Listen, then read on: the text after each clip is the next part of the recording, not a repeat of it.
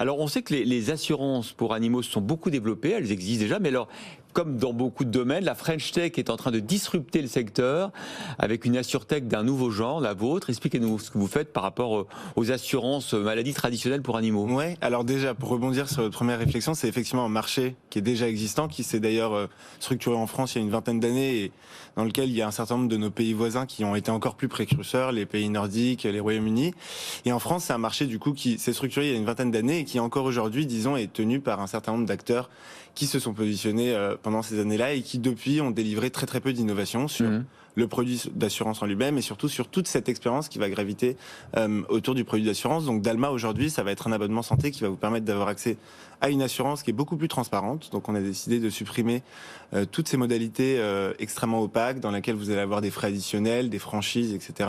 Et surtout de réinventer drastiquement toute cette expérience de souscription, de remboursement dans laquelle vous allez avoir accès à une expérience de remboursement 100% digital et surtout des délais de remboursement qui sont largement inférieurs aux acteurs plus traditionnels. Combien ça coûte en moyenne d'avoir un animal la première année par exemple, puisque vous le disiez tout à l'heure, c'est pas suivant le moment de la vie de l'animal, c'est pas le même coût. Mais non, alors on a en général deux moments clés. Je dirais que les 2 premières années coûtent souvent très cher, au même titre qu'un bébé. C'est souvent des moments où en fait on a souvent des accidents et donc du coup moi-même à titre personnel, mon jeune teckel a eu une première année qui m'a coûté extrêmement cher, plus de 1500 € de frais vétérinaires. Et vous n'étiez pas assuré chez Dalma, c'est pour ça.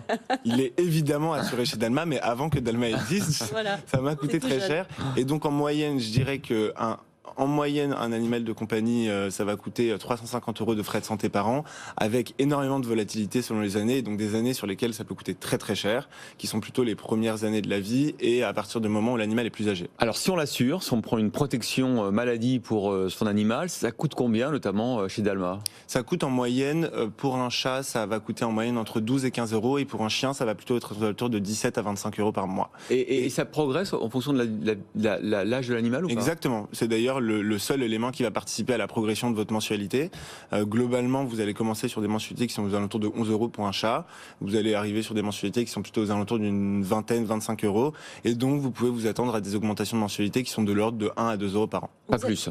Non. Vous avez combien de clients et surtout le marché est grand comment en France? Parce que je vois qu'il y a 200 millions de chats et de chiens en Europe. Et plus de 20 millions juste en France. En France, ouais. Et combien d'assurés Et ben en fait, c'est ça qui est assez intéressant, c'est que donc on a cette population animale qui d'ailleurs est en explosion en France et en Europe. Oui, c'est très visible. Le Covid a été un immense accélérateur parce qu'il y a énormément de foyers français. Donc la première donnée qui est quand même assez intéressante, c'est qu'aujourd'hui on a plus de 50% des foyers français qui ont un animal de compagnie, ce qui représente une population animale de plus de 20 millions de chiens et de chats, et parmi lesquels en fait une des spécificités du marché français ou allemand, c'est qu'on a seulement 10% aujourd'hui des chiens et des chats qui sont couverts par un produit d'assurance, et c'est un chiffre qui est en augmentation et en croissance extrêmement soutenue depuis quelques années. 90% en Suède. 90% en France. Exactement. Et 50% chez un de nos pays voisins, le Royaume-Uni, qui a été, qui je dirais, a une dizaine d'années d'avance par rapport à nous. Alors, ce qui est intéressant, c'est qu'évidemment, comme beaucoup d'autres acteurs de la sûreté, vous avez innové avec des services que proposent pas forcément les compagnies d'assurance traditionnelles. Par exemple, bon, on connaît bien Alan, avec pas mal de boîtes qui font beaucoup de prévention.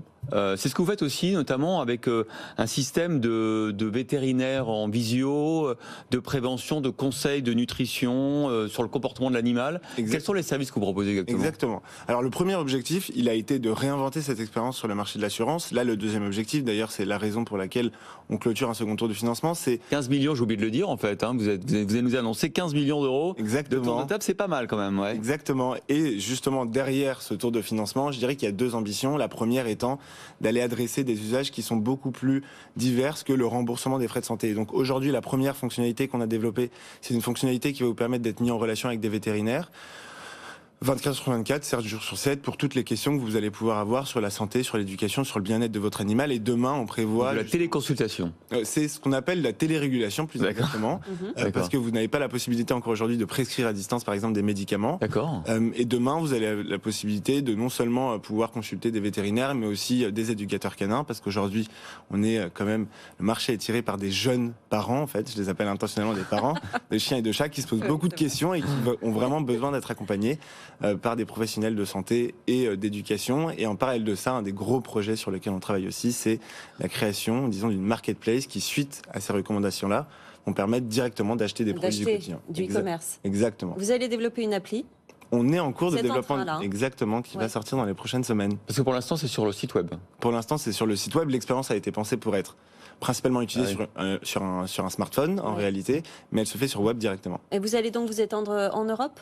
Exactement, et c'est le deuxième projet derrière cette levée de fonds, c'est avant tout un projet d'expansion géographique. Quand on dézoome en fait à l'échelle européenne, on a parlé du marché français, mais en fait, quand on dézoome à l'échelle européenne, on se rend compte qu'on a un certain nombre de nos pays voisins, notamment l'Allemagne, qui en fait connaissent structurellement un phénomène de marché qui est extrêmement comparable à ce qu'on connaît en France, c'est-à-dire une population animale qui est en explosion et un marché de l'assurance animale qui grossit très vite et qui est encore tenu par un certain nombre d'acteurs qui sont encore assez traditionnels. Et donc, on regarde, à vrai dire, de très près le marché allemand dans lequel on s'est déjà mis en ordre de bataille pour lancer une commercialisation dans les prochains mois. Vous avez des concurrents qui vous ressemblent justement en Europe et qui sont des... On a assez peu, à vrai dire, de concurrents. On a la chance d'être sur un marché qui a été aujourd'hui assez peu innové.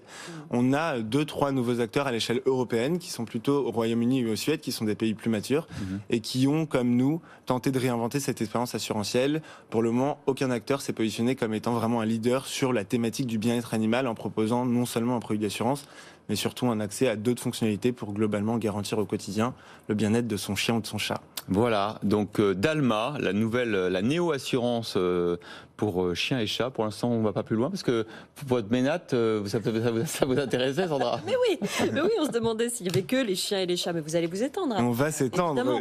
Quelle est une catégorie autres animaux, c'est ça, hein? Alors on appelle dans ce jargon assurantiel, on appelle les NAC, qui sont les nouveaux animaux de compagnie, qui regroupent ces furets, ces lapins, ces oiseaux, etc. Oui, c'est vrai, c'est ça. Et qui sont un marché sur lequel Sandra on se positionnera sans aucun doute. Quelle est la nature de son animal de compagnie? Raphaël Sadaka, cofondateur et président de Dalma, c'était notre Merci French Tech. beaucoup.